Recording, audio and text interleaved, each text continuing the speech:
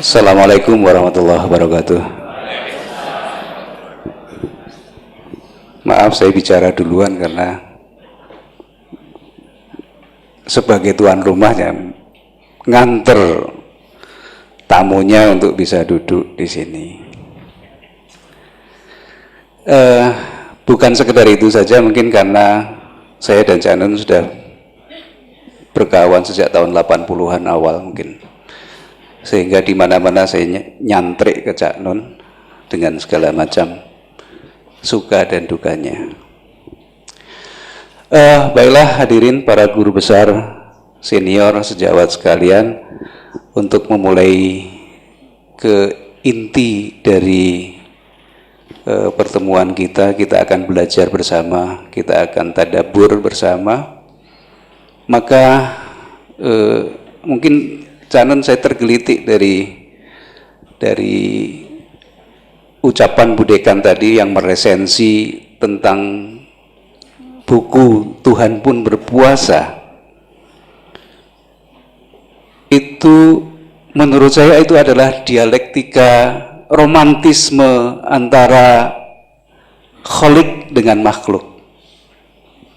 Jadi kenapa kalau Tuhan itu sangat posesif terhadap pahala puasa? Nah, mungkin kita berangkat dari situ, Cak Nun. Mungkin Cak Nun nanti bisa menerangkan secara panjang lebar sebelum kita masuk ke intinya. Jadi saya mulai. Bismillahirrahmanirrahim. Assalamualaikum warahmatullahi wabarakatuh. Saya terima kasih sekali untuk silaturahmi siang hari ini. Saya tidak bisa menyebut satu persatu bapak-bapak, para profesor, para senior, para tokoh di kedokteran. Tapi saya datang ke sini dengan itikat baik, dengan husnudzon kepada semuanya, dan dengan dunia kedokteran secara umum maupun dengan dunia kedokteran UGM atau Rumah Sakit Sarjito dan seterusnya, ya saya juga pernah punya hubungan lah. Jadi pintu saya ke dunia medis itu ya Mas Edot ini. Jadi saya merasa aman di dunia karena harus ono Edot lah. Loro piye-piye gare WA kan gitu. Alhamdulillah saya tidak pernah sakit tuh masalahnya. Tidak tahu Tuhan nih kenapa sama saya. Karena saya memang disuruh macam-macam, jadi dia tanggung jawab. Jadi tadi saya ngobrol sama beliau, itu Cak, kunci supaya punya energi itu bagaimana? Loh, saya tidak punya energi, saya itu cuma bagian dari distribusi kuwatullah, distribusi energinya Allah. Itu tapi itu nantilah keduren ngono-ngono kuwi. Gini aja, kita mulai dari ini Mas Edot ya. Saya pernah dimasukkan radiologi di tes radiologi di Sarjito, dan hasilnya saya itu kelak saya ketahui bahwa sebenarnya saya itu meninggal, jatahnya tinggal 3,5 bulan lagi secara medis ya, karena saya mengalami sakit yang luar biasa pada waktu itu. Loh, katanya tidak pernah sakit. Enggak sakit saya. Arep mati ya. Arep mati. Tapi saya tidak pernah geledak, saya tidak pernah opnam, saya tidak pernah merasa sakit. Saya selalu kerja, saya selalu keliling kemana-mana. Bahwa di panggung saya pingsan itu kan urusan lain kan itu. Ning pokoknya aku terus, aku loro karo ora loro kuwi kita salah sangka saja gitu. Tapi dimulai sekarang ya Mas Edot ya. Saya ingin merayakan hari ini dulu ya. Pertama, ini sawalan kedokteran ini kan saya seneng tuh gini. Jane nggak ada hubungannya loh. Fakultas Kedokteran, Universitas Modern, sawalan ini nggak ada hubungannya. Nyenengke tenan. Jadi ini kan sumbernya filsafat Yunani kuno. Kemudian ada modernitas, ada renaissance, kemudian ada universitas ya. Jurusan kita bukan Mesir kuno, bukan Cina kuno, bukan Jawa kuno, tapi Yunani kuno. Kemudian seluruh disiplin keilmuan, spektrumnya, metodologinya kan juga dari Yunani. Maka jadilah Universitas UGM yang tidak ada hubungannya sama Gajah Ahmada itu. Sing ora cetok ya. Wis ora apa-apa, Indonesia iki ting pating pecotot cangkeme ya sebenarnya. Oke. Sebenarnya tidak ada hubungannya pembelajaran akademis kedokteran dengan sawalan. Sawalan itu pun hanya ada di Indonesia. Jadi kita mulai harus mulai harus berpikir agak detail. Jadi kalau Idul Fitri itu agama, tapi kalau Syawalan itu budaya, misalnya gitu. Jadi kalau sholatnya 5 rokaat-rokaatnya, bacaannya itu agama, tapi kalau sajadahnya, sarungnya itu budaya. Kan gitu. Idul Fitrinya agama, Syawalannya budaya. Apa yang lainnya? Kan ada beda antara api dengan panasnya, antara gula karo legine, antara air dengan ombaknya. Nah, kita ini bertengkar di Indonesia karena tidak bisa mengurai antara gula dengan manis, antara lombok dengan pedas. Maka kita sekarang ini Syawalan ini bukan ajaran agama, tapi tidak apa-apa. Tidak semua itu harus ajaran agama. Asal tidak ada larangannya boleh dilakukan, itu namanya ibadah muamalah. Kalau yang perintah Allah langsung namanya ibadah mahdhah. Kemudian dia bikin pagar, itu asal kita tidak melanggar pagar itu tidak apa-apa. Jadi misalnya Nabi Muhammad tidak pernah pakai handphone, kita pakai handphone tidak apa-apa, wong tidak ada larangannya. Jadi sosok gue jenengan ketemu Nabi Muhammad, Nabi Musa, Nabi Adam, kimi kebari pamer gue jenengan tidak tahu WA kan kita besok punya kebanggaan macam-macam, ketemu Nabi Musa orang ngerti motor toh jenengan, aku belakraan nang Gunung Tursinan nang lak tahu nang Parangtritis kan gitu kan. Jadi Bapak-bapak sekalian, saya tuh sangat menikmati semua konflik di Indonesia karena bodoh mereka itu. Jane mergo ora mudeng kabeh kuwi. Polisine ya ora mudeng, sing dimusuhi ya ora mudeng. Tadi malam saya menerima DPP HTI. Kemudian Kapolda panik kok saya menerima HTI. Akhirnya setelah HTI saya terima jam 11, Kapoldanya saya terima sampai jam 2 malam, dan nanti habis acara ini saya terima rombongan dari Mabes. Ki janjane ono apa to wong ki? Arep mubus maca khilafah, jane karo kabeh-kabeh ora mudeng khilafah ki apa? Jadi ini masalahnya kesembronoan ilmu. Juga tidak jujur terhadap apa yang dia persoalkan sebenarnya. Wong kuwi janjane karepe iki dudu soal khilafah, karepe iki aja ganggu proyekku, jane ngono kuwi. Demikian juga pertentangan HTI dengan NU dengan semua itu, semuanya itu soal kapling parkir kan gitu. Kira-kira gitu. Oke. Jadi dari situ saya ingin bersyukur hanya di Indonesia ada acara Syawalan di momentum Idul Fitri di universitas. Di Malaysia kan tidak ada, Pak. Karena Syawalan ini kan idenya Yai Wahab Hasbullah karena diminta tolong Bung Karno tahun 1964. Tahun 60 belum ada Syawalan. Jadi halal bihalal itu hanya ada di Indonesia, dan itu memang itu namanya ijtihad. Ijtihad itu gini, jadi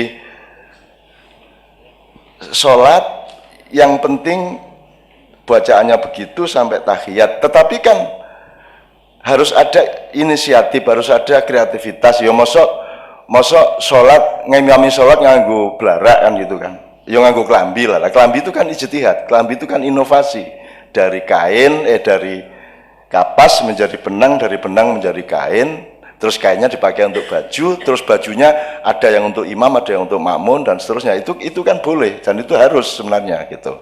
Nah di Indonesia ada yang sekarang mulai marah, budaya ndak boleh dicampur-campur sama agama lah. Terus caramu beragama orang nganggo budaya iki muda apa piye? Kan pakaian itu budaya, Pak. Pakaian itu budaya. Jadi budaya itu tidak bisa dihindarkan. Masjid itu masjidnya agama, tapi AC-nya budaya, tikarnya budaya, ya toh? Jendelanya budaya. Jadi tidak bisa agama diwujudkan tanpa budaya. Maka ada Syawalan di kedokteran, menurut saya ini garda depan dari peradaban yang akan datang. Besok-besok di Amerika akan begini, besok-besok di Arab Saudi akan begini. Tapi perintahnya Indonesia, karena Indonesia ini satu-satunya negara yang sudah sampai ke tahap ketuhanan yang Maha Esa. Kalau Amerika belum sampai, Korea belum sampai.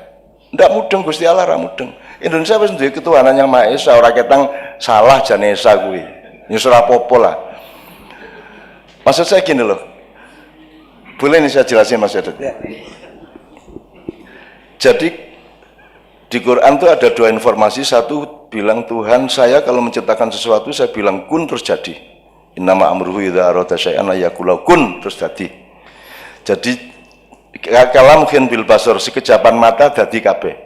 Itu di surat Yasin akhir. Tapi ada lagi yang mengatakan ayat lain bahwa Allah menciptakan alam semesta dalam 6 hari. Padahal 6 hari itu kalau dalam hitungan para mufasir itu satu harinya Allah itu 500.000 tahun. Lah Gusti Allah kok angel men gak alam semesta dadak 500.000 tahun ping 6 kilo. Piye to kok ora maha kuasa kowe kudu ya des dadi ngono lho. Jadi saya tidak percaya bahwa Allah itu menciptakan alam semesta dalam 6 hari. Ki resiko loh tapi ki. Orang percaya gue nun kan ya itu kan payah. Lu bukan tidak percaya ya Allah, saya tidak masuk akal bagi saya. Saya memahaminya begini. Oh, makhluk Allah itu akan hidup di dalam 6 tahap evolusi. Semua kita memuai, kita dinamis. Jadi pertama Allah menciptakan cahaya dulu. Tapi cahaya ini ini yang namanya Rasulullah itu cahaya. Jadi dutanya kehadiran Allah itu cahaya yang disebut Nur Muhammad. Yang Ibu Dekan menangis tadi karena asal usulnya dari Ibu Rabi'ah. Rabi'ah itu orang yang mengenal Nur Muhammad, orang yang ingin memadamkan ingin membakar surga dan ingin memadamkan neraka kan begitu. Ya Bu Dekan ya. Jadi Rabi'ah itu suatu malam bawa ember sambil teriak-teriak, akan aku padamkan api neraka supaya orang tidak berbuat baik hanya karena takut neraka, tapi karena cinta kepada Allah kan. Suatu hari dia bawa api, lu kemana Rabi'ah? Saya mau bakar surga, supaya orang itu berbuat baik tidak karena ingin masuk surga gitu. Rabi'ah, nengin lah, kayak orang kendir kan gitu. Kalau di Indonesia ya teh, orang Indonesia ini Nabi Muhammad tekawe ditangkap polsek atau gitu. Terus Indonesia itu memang paling paling istimewa. Oke, dari situ. Kemudian Allah menciptakan 6 tahap satu benda. Dan ini mungkin 220 miliar tahun mengono benda. Kumparan, asap, menggumpal, ada yang masih tetap panas menjadi yang disebut matahari yang bermiliar-miliar juga jumlahnya, sampai ada yang memadat, dingin, menjadi bumi, menjadi planet, menjadi satelit, bulan, dan seterusnya itu. Kemudian Allah menciptakan benda yang tumbuh, nabati. Kemudian Tuhan pada tahap ketiga Tuhan menciptakan benda yang tumbuh dan bisa bergerak dan berpindah-pindah, namanya binatang. Nah, karena dia butuh pergerakan maka dibikinkan mesin yang namanya darah dan daging, urat saraf, otot dan seterusnya. Nah, itu evolusi ketiga. Kemudian tidak hanya bergerak ini makhluk Allah, dia juga bisa mikir. Ini tahap keempat. Nah, jadi kita itu binatang plus akal. Kan gitu, binatang plus akal. Nah, sekarang ini dunia sampai pada evolusi keempat, seluruh dunia, dan manusia masih belum mengenal yang 5 dan yang 6. Yang keempat ini adalah manusia menjadi the supreme subject. Dia yang utama dan dia pikir dia yang paling hebat, manusia ini. Maka dia bikin hak asasi manusia. Gue kan nyeneng kayak gue. Kok ada hak asasi manusia? Setahu saya yang punya hak kan yang punya saham, Pak. Lagi menungso iki duwe saham apa, Ndul? Kowe iki, Ndul. Kowe iki nguyuh ora iso njadwal. Kowe rambutmu arep putih kok ya mung isone kok cet. Kowe iki ora iso apa-apa. Menungso itu tidak punya kemampuan apa-apa. Dan orang kedokteran tahu persis betapa lemahnya manusia, kan begitu. Dokter tahu persis betapa lemahnya kita semua. Kanker jenis kok ngendi to asline iki ya angel. Apa meneh virus kuwi. Makanya virus kuwi ya lawane mung wiritan, Mas. Lah saya sudah seharusnya mati kok. Kalau saya tidak pakai teori itu saya sudah mati tahun 2002 itu. Karena sudah turun 26 kilo, sini saya sudah tidak berfungsi, tiroid saya, hipertiroid semua ini sudah terbakar habis. Menurut Sarjito, ning ora wani kondo aku. Setelah aku lemu loh, Cak, kok isih urip ngono ku ya? Ya itu baru ngomong Pak Edot setelah 4 bulan, 5 bulan gitu. Oke. Saya teruskan soal evolusi ini supaya saya bisa menjelaskan semua pertanyaan tadi, Mas Edot.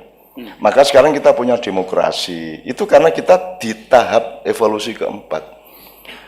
Saya senang demokrasi, tapi demokrasi sekarang kan demokrasi di mana manusia bagusi. Apa pernah ada pilkada melibatkan binatang? Apa pernah pilkada menyadari bahwa sungai punya hak loh. Tanah punya hak untuk mengikut memilih siapa yang menginjak dia. Dan kan harus dihormati semua tahap tadi. Lingkungan hidup punya hak. Sekarang kan lingkungan hidup diurus tapi tetap sebagai objeknya manusia. Dia tidak tahu bahwa bumi ini lebih tua dari kita. Ini dulur mbarep iki bumi iki. Dulur mbarep kita itu junior. Junior petita-petiti. Ngatur iki waktu pilkada, waktu pilpres ndak tanya lagi sama alam, ndak tanya sama laut, ndak tanya sama lu piye carane tanya laut. Lho mulane sinau kowe. Jembagusi menungso iki. Tapi Indonesia sudah maju setengah langkah, sudah punya ketuhanan yang Maha Esa. Berarti sudah ada Tuhan nih. Kalau di Amerika kan belum ada. Manusia Tuhannya. Kalau di sini Tuhan yang Maha Esa, meskipun itu salah jadi. Nah, Esa itu bukan satu. Esa itu satu, terusnya ada Dalawa, Tatlu, Apat, 5. Kalau Esa itu ada duanya. Satu ada duanya. Eka ada Dwi, ada Tri, ada Catur, ya Pak? Ada Panca. Jadi ketuhanan bukan yang Maha Esa aslinya. Neng keliru rapopo. Indonesia keliru itu Tuhan memaafkan. Ora apa-apa iki jen ra mudeng suwi meneh kan gitu kan. Mestinya ketuhanan yang maha tunggal. Kalau tunggal tidak ada duanya. Makanya Bhinneka Tunggal Ika juga kelebihan kata itu mestinya bina itu bahasa Sangsekerta. Kalau ika itu tunggal, ika dan tunggal itu bahasa Jawa kuno. Jadi itu campuran di Sutasoma, Karambutan Tular. Jadi sebenarnya bina itu bangunan, sama dengan bahasa Arab binaun itu bangunan. Nah, kalau n-nya 2 berarti banyak bangunan. Jadi banyak, ada bangunan Madura, ada bangunan Jawa, ada bangunan ini. Bina, iko, tunggal. Ika itu bukan satu. Kasih tahu Pak Jokowi, jangan bilang mari kita jaga keikaan kita. Lu ika itu artinya bukan satu, ika itu artinya iko, kuwi, kae. Kita belajar bahasa yang namanya bina ikal kae sing macem-macem kae tunggal itu loh sebenarnya aslinya. Bineka Tunggal titik sebenarnya, tapi yang gandeng ya waton, jupuke waton ya sama dengan Gajah Mada gede lho kuwi lak sak ketemune reca ning Trowulan. Njur diklaim kuwi Gajah Mada, jare sapa Gajah Mada kaya edot iki. Ya toh, cari sopo. Kita tuh memang, tapi untungnya Allah itu melihat hatimu, tidak melihat kebenaranmu. Kebenaran itu orang manusia tidak bisa menemukan kebenaran, maka jangan mempertengkarkan kebenaran. Ijo ya benar, merah ya benar. Jangan yang merah mengharamkan hijau, yang hijau mengharamkan yang merah. Nanti kita bertengkar terus. Kebenaran letaknya tidak di perilaku, kebenaran letaknya di dalam diri kita. Keluarnya adalah kasih sayang, outputnya adalah akhlakul karimah, kan begitu Bu? Yang tadi itu. Jadi outputnya itu akhlak, kebenarannya di dalam diri kita, dipawon, nah ibarat warung itu dipawon, gitu loh. Kue arep nggawe apa wae kan itu urusannya dipawon, merke apa itu dipawon, tapi begitu nyuguhin konsumen di warung, yang kita suguhkan adalah yang baik untuk konsumen, bukan yang benar menurut kita. Kan gitu. Nah, saya kembalikan ke evolusi tadi, kita sudah maju nih Indonesia. Boleh nggak saya sekalian sampaikan supaya ini kan Universitas Gajah Mada. Ini Gajah Mada sambat, aku iki ra tau disopo. Jenengku dinggo terus. Ning ora tau nyinaoni sapa aku. Umurku piro coba? Aku mati umur piro coba? Ana sing ngerti? Gajah Mada meninggal umur berapa coba? Kalau ada yang tahu. Lah ya ini sama dengan Unar. Unar sudah akan saya kasih teks mengenai Garuda, kan di sana ada Amerta, ada Unar itu. Jadi teks-teks yang urusan sama Garuda. Garuda iki ya ora mudeng. Aku saiki takon, Garuda sing gambar kae itu laki apa perempuan? Ya ora ono sing mudeng iki Indonesia iki jan sembrono. Lah nek tidak jelas Pak gendernya kan perkembangannya kacau Pak. Kalau ada laki-laki merasa dia wanita perkembangannya kacau tuh. Kalau ada laki-laki wanita merasa pria perkembangannya kan mal praktek kuwi. Nah saya tanya Garuda ini karepe sing gambar kuwi Sultan Abdul Hamid Pontianak yang gambar awal. Itu karepe lanang apa wedok, jantan apa betina? Ora ono sing iso jawab nganti saiki. Iki siji. Engko tak dudui kowe.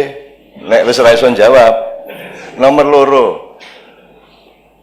Untung Allah itu sayang sama bangsa Indonesia. Dia mengizinkan Amerika ngebom Hiroshima Nagasaki itu tanggal 14 Agustus 1945, terus Indonesia merdeka 3 hari kemudian. Ya, sehingga lambang Garuda itu sayapnya 17, ekornya 8. Saiki bayangke nek ngebome Amerika kuwi tanggal 30 Desember. Terus kene merdeka 1 Januari ya Garudane lak ming siji ngene iki. Karo buntute ngene iki. Terus piye Garudane? Jadi saya tuh seneng lihat Indonesia tuh, ya Allah, ki anakku sing tak sayang tenan, ya Allah. Kuwi aku mbayangke angger ndelok gambar ngene-ngene iki, aku mesti guyu. Walah, ya Allah, alhamdulillah merdekanya tuh kok tanggal 17. Bayangin kalau 1 Januari kayak Garudane gini. Itu Garuda. Kapan-kapan saya ceritain asal-usul Garuda ini berdasarkan teks, berdasarkan literasi, berdasarkan main resource, saya nggak berdasarkan khayal saya. Gitu ya, saya mencari bahan-bahan dan saya dapat buku-buku kuno, buku-buku lama, dan jadi saya ini Garuda itu bukan burung, Bu. Garuda itu nama burung, bukan burung. Kalau burungnya tuh elang, raja wali, ulung, cipret, emprit, ya. Namanya si elang ini namanya Garuda, yang ngasih nama ibunya. Ibunya ini dalam posisi dia dijajah oleh kakaknya sendiri. Kakaknya ini kerjasama sama naga, 44 jumlahnya, sekarang tinggal 9. Ya, itu menjajah adiknya dengan manipulasi-manipulasi, karena mereka dulu itu menebak, itu ada kuda yang lewat di Cakrawala. Ya.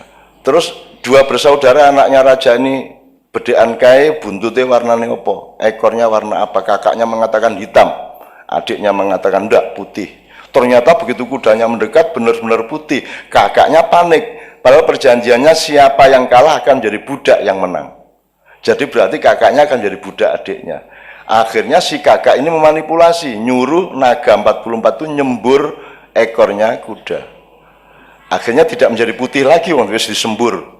Ya, akhirnya adiknya kalah, terus dia berpuluh-puluh tahun menjadi budak dari kakaknya. Akhirnya dia berdoa kepada dewa, akhirnya dewa memberi kasih sayang ke dia. Oke, kue tak kei anak jenengke Garuda. Gitu. Jadi anaknya si adik ini namanya Garuda, burung, ya, namanya Garuda. Tugasnya Garuda adalah membebaskan ibunya dari perbudakan jin-jin, naga-naga. Terus keliru cangkemku wijan. Gitu. Ini Idul Fitri kita. Idul Fitri kita adalah Pak ya. Idul Fitri itu kan kita refresh, detox kan gitu, detox. Nah, levelnya berbeda, ada kefitrian profesional. Saya dokter, kamu insinyur, kan gitu. Itu kefitrian profesional, kayak seniman, kayak pejabat. Terus ada kefitrian budaya loh, saya orang Madura. Gitu loh. Saya orang Madura, saya orang Jawa, saya orang Bugis, kan gitu. Itu kefitrian budaya. Ada lagi kefitrian kemaklukan, kefitrian khuluqiyah. Saya manusia, saya bukan binatang, kan gitu. Nah, sekarang ada kefitrian yang lebih dalam, lebih tinggi lagi. Manusia itu makhluk jasad apa makhluk rohani? Nah, baru cari kefitriannya. Manusia itu penduduk bumi yang ingin masuk surga, ataukah penduduk surga yang dolan ke bumi sebentar? Which one? Atau kalau mau pakai ilmu pengetahuan, manusia itu makhluk jasad atau fisik yang menempuh perjalanan spiritual, ataukah manusia adalah makhluk spiritual yang outbound sebentar di bumi, 60 tahun, 70 tahun, 80 tahun. Yang mana? Kalau konsep ini tidak jelas, kurikulum kita juga bisa salah, ilmu kedokteran kita juga salah. Karena kalau Ibu Dekan tadi mengatakan menahan diri, itu kan soal ilmu dosis toh Bu? Ya toh Bu? Hidup tuh tidak boleh overdosis, harus menahan. Nah, nahan dirinya seberapa? Itu sebabnya kita kuliah kedokteran supaya tahu persis, jangan under, jangan over. Pertama kalau sudah jelas bendanya, substansinya, baru ada menahan diri itu dosis. Sebelumnya ada dosis, ada dosis dalam arti substansi. Rasa nganggo pil sing iki wis kan gitu ya. Iki engko rada apa ya istilah kedokteran gitu ya. Itu kan kita tentukan ini apa ini, ada beberapa produk. Kita ini saja, jangan ini dulu. Nanti kalau kita lihat ini belum ada perkembangan, baru kita coba yang ini kan begitu. Itu juga menahan diri. Hidup itu kan cuma dua itu, menahan atau menahan itu mengendalikan atau melampiaskan. Hidup itu cuma itu, melampiaskan apa mengendalikan, ngegas apa ngerem. Kan ngono. Lah wong urip ki ngegas wae. Ngegas wae. Wis dadi bupati njaluk meneh. Digas meneh, bar kuwi bojone. Bar kuwi besane, bar kuwi mantune. Digas terus uripe. Ngenjungkel akhirnya kan begitu. Digas terus Bu. Jadi saya kira itu Mas Edot, kalau ngomong menahan diri, ngomong apa tadi, saya kira mohon maaf agak panjang supaya kita punya metodologi dulu, nanti ngomong apa-apa sudah ada frame-nya yang 6 evolusi tadi.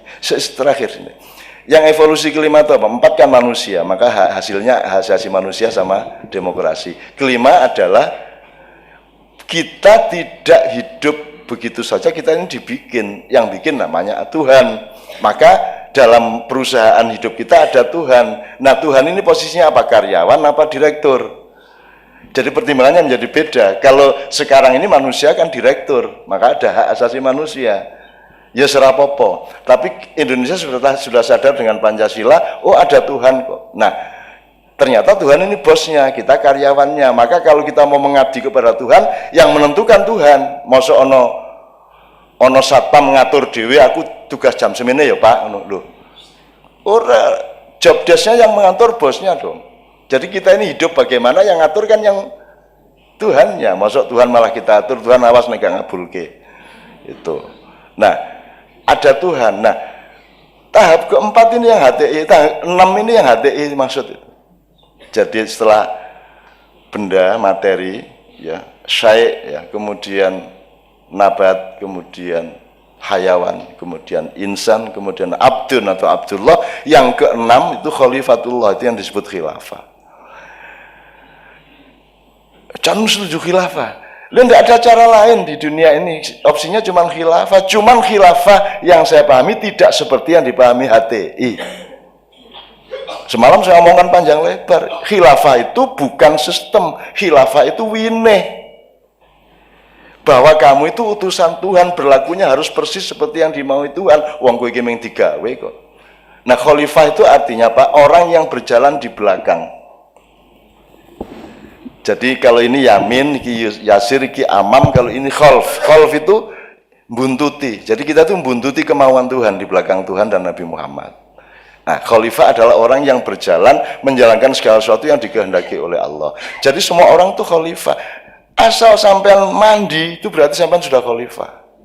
Jadi khalifah tidak harus negara. Khilafah itu winih tanduran di tanah tertentu tumbuh jadi kerajaan, di tanah lain tumbuh jadi republik, di tanah lain tumbuh jadi NKRI. Itu juga khilafah. Jadi NKRI ya khilafah. Pancasila itu juga khilafah. Pancasila tidak mungkin ada kalau tidak ambil dari nilai Islam. Dia pinjam 6 kata dari Islam. Pancasila itu adil, adab, wakil, musyawarah, rakyat, hikmat. Itu baru kata. Kalau substansinya semuanya ambil dari Islam. Jadi kalau Islam ditentangkan dengan Pancasila itu berarti bukan soal substansi tapi soal proyek. Dari 44 naga tadi itu gitu. Nah, jadi saya ingin teman-teman juga jangan mempertengkarkan khilafah, karena khilafah itu bukan barang jadi, dia itu pelok, ya, winih, benih. Nanti tumbuhnya, kalau dia jadi kedelai, silakan bikin tempe atau mendoan. Kalau tumbuhnya nanti jagung, silakan bikin popcorn, kan begitu. Jadi khilafah atau bukan terus kalau Amerika sudah khilafah pada bidang tertentu. Hukum yang benar itu sudah memenuhi khilafah toh Bu. Hukum yang benar, pelajarannya benar, ilmu yang benar. Orang mandi itu sudah khilafah. Orang gelem nguyuh, gelem ngising itu khilafah. Karena itu syariat Allah. Syariat Allah itu sholat 5 waktu kan baru 14 abad. Sebelumnya 22 miliar tahun tidak ada syariat Allah seperti itu. Dari syariat Allah itu lebih luas daripada syariat Islam. Kalau syariat Islam itu ibadah mahdhah sejak Nabi Muhammad. Tapi Nabi Isa tidak pernah loh sembahyang. Tidak pernah. Nabi Musa sembahyang tahajud itu tidak pernah. Tidak pernah. Nabi Yusuf itu tidak pernah jemuan. Jadi kalau ketemu di surga lah jenengan Nabi yang ora tau jemuan. Ngono. Kan gitu. Jadi kita tuh jangan bodoh-bodoh amat bahwa yang disebut syariat Islam itu ya hukum alam itu syariat Islam, gravitasi, angin mengalir ke tempat yang lebih kosong, air mengalir ke tempat yang lebih rendah ya. Bahwa kalau api membakar akan yang dibakar akan terbakar, bahwa kita kemudian mengukur air mendidih itu 100 derajat Celcius atau sekian Fahrenheit ya dan seterusnya. Itu hukum Allah. Tidak ada gedung yang tidak taat kepada hukum Allah. Kalau gedung ini tidak taat hukum Allah yaitu gravitasi dan lain sebagainya, ambruk gedungnya. Jadi gedung ini khilafah. Nah, HTI harus tahu itu. Ojo njur khilafah ki ganteni RKI kok bubrah terus. Nah, mereka semalam enggak cak saya enggak gitu. Ayo wis nang ngono. Gitu. Itu ya Bapak sekalian. Mudah-mudahan di kedokteran ini kan di sini kan juga masuk angin Indonesia toh. Pertentangan di Indonesia dan di Jakarta kan ya masuk ke sini. Di sini ada yang pro Ahok, ada yang pro Anies. Ngaku wae, jen kabeh ya do ora duwe resistensi lah hubungane Ahok karo Anies ki. Wong aku Anies teko 2 hari sebelum pemilihan dan setelah menang dia datang lagi dan dia bilang, "Nis kowe nek rene meneh syaratnya siji, aku mau nerima kowe nek rene meneh." Apa cak? Karo Ahok. Kowe rene meneh karo Ahok itu yang mesra, yang bahagia. Dan sekarang forum saya di Jakarta diminta untuk merukunkan mereka kan, yang minta mereka sendiri. Jadi timnya Ahok dan timnya Anies itu datang ke saya, "Cak, tolong kami dinikahkan kembali." Dinikah kami akan melakukan pernikahan kebangsaan. Kita akan melupakan pilkada dan sekarang kita kompak membangun Jakarta bersama-sama. Tapi dukune kudu Cak Nun. Itu ya, insya Allah kita lakukan nanti bulan Juli, gitu, bulan Juli.